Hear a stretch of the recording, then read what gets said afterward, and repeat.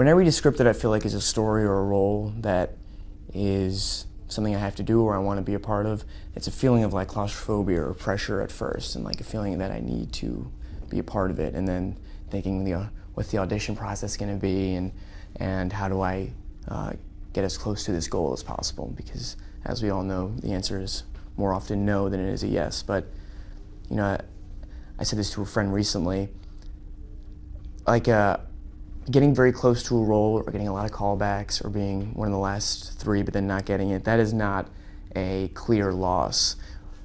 There's a feeling of an overnight switch with some of these films, but what's been an even more gratifying feeling is working with producers or directors that I worked with before in the past, and more than anything, more than one random successful audition, I think just as consistently putting out as much good work as possible in audition form and casting form is a step in the right direction. My name is Denis Villeneuve, and I'm the director of Blade Runner 2049. I'm from the documentary world. I tried to make a short story. I did several documentaries for Canadian Broadcasting Corporation, CBC, the French part of it, for Radio-Canada. And then I worked at the National Film Board to make my first documentary there. And from there, my soul, I wanted to do fiction. Went from there to start to do fiction. I did a short with a producer, and then I did my first feature film this way. There's a famous producer in Montreal. His name is Roger Frappier, and he wanted to meet the generation of new filmmakers. And he decided to create a feature film made of 6 short films. Half of them would be directed by a female director, the other half by male director. And those short films will be linked together, made as a whole, and presented in the theater later, so as a whole feature film. I was one of the directors, and after that the movie was quite a nice little success at home. It went to Cannes, and so after that the producer offered me to produce my first feature. So it was like offered on a silver plate, I must say. I was the luckiest. Yeah. I think honesty and being as open a book as possible, I think that was the biggest takeaway from the drama high school I went to for me was keep your heart on your sleeve as an actor. That's your instrument. Your ability to make yourself an open wound is what will communicate to the audience and hopefully serve as a therapeutic device for people experiencing something similar to the story. I think that's true of Call Me By Your Name, and we just did the interview with Daniel Kaluuya, and I think that's true of Get Out as well. As it relates to working more professionally and outside of a academically dramatic environment, I think it's adaptability. That's like the strongest suit you can have as an actor. The experience working with Luca Guadagnino is different than the experience working with Greta Gerwig. It was different from the experience working with Christopher Nolan. And as an actor, particularly if you're not the lead of the project, you try to make yourself as clay-like, as malleable as possible. A blip in the radar, a wallflower, somebody who comes prepared and is ready to go, and maybe you have an idea or a trick up your sleeve, something you want to try out, but ultimately your responsibility is to the character, to the story, to that sequence of that day, and just trying to do the best job as possible. I know that my movies are usually quite immersive, and there's like a strong feeling of intimacy that you have to, they are constructed around a very precise point of view. The more I work with them, the more I feel comfortable, and I love working with actors, and the more I feel inspired. I'm trying, when I cast my actors, to, I hope, my big desire is to meet people that will inspire me, and it's not all, the actors are all different. I love when someone is an author himself, meaning that it will develop his very own point of view about the character, bring ideas on the set that will surprise me. I mean, I have always a very precise idea about what I want to do, but there's nothing more exciting for me than when someone creates chaos in front of the camera, and it's all going back to the years I was doing documentaries. I was always amazed how life organizes itself in front of the camera. From chaos becomes poetry, and this excitement of the spontaneity of life, I find it back with actors, and I'm trying to create environments on sets that will be that will allow those things to happen. I try to give them the space as much as possible, so they feel that they have the space to bring ideas.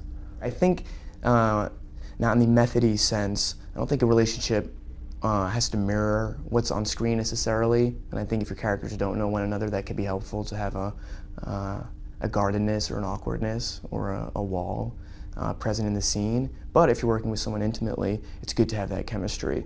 Just from a perspective of, you know, wanting to try things out as an actor and feeling comfortable and not feeling like the person opposite you is going to be judging you, which can sound silly or something, but, you know, it's a game of sensitivity, and the more sensitive you can make yourself, the more you're able to communicate usually. So comfort's important, and also I think a working relationship and you know, hopefully the emotional IQ and to know when to step away if your scene partner's having a tough time at things, or know when a word of encouragement could be used, knowing what not to say.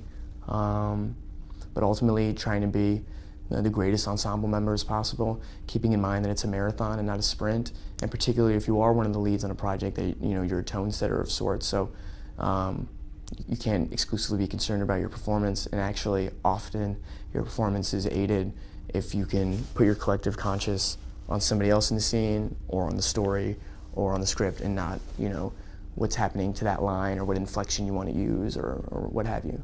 I was like raised with Blade Runner. It's a movie that was by far one of my favorite movies of all time. So I said, I don't want someone else to fuck this up. I mean, I need to. Even it's like a suicidal mission, you know. It's like super risky. Everybody will hate me. I can be banned from the cinematic community from the rest of my life, but it's worth the risk. Artistically, it's such a big challenge, but it's such a beautiful one. It's crazy idea to do that. Maybe a very bad idea, but I was mesmerized by the story of the screenplay, and I said yes.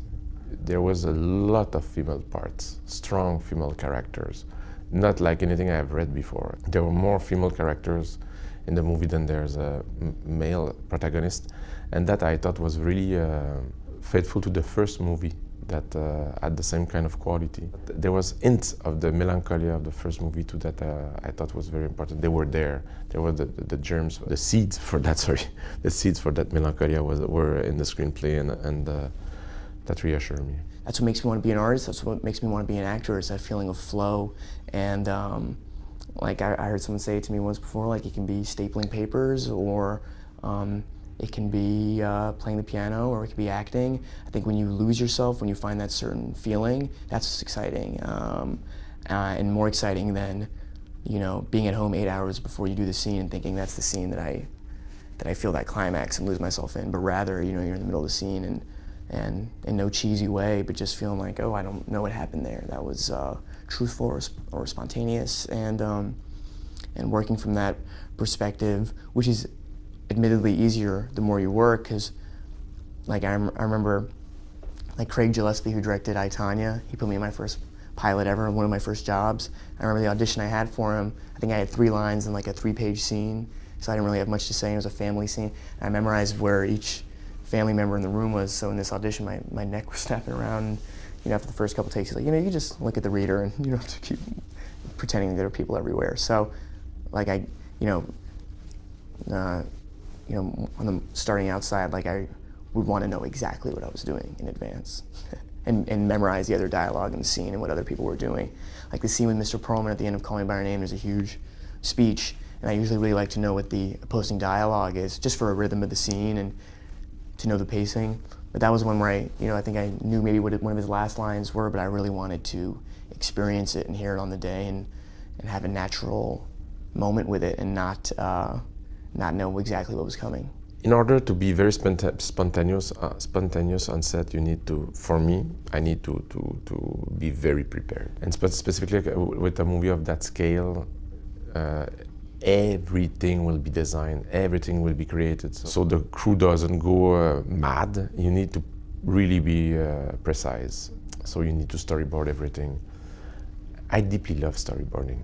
Why? Because it allows me, in a very quiet environment with good coffee and no pressure at all, to dream about the movie alone, you know, to make the movie I want, the ideal movie, without bad weather, without producer on my back, without actors that don't want to say their lines. I can do the movie I want once on paper, and I deeply love that process. I'm alone with a storyboard artist and I draw every frame and I dream about it. I deeply love that moment.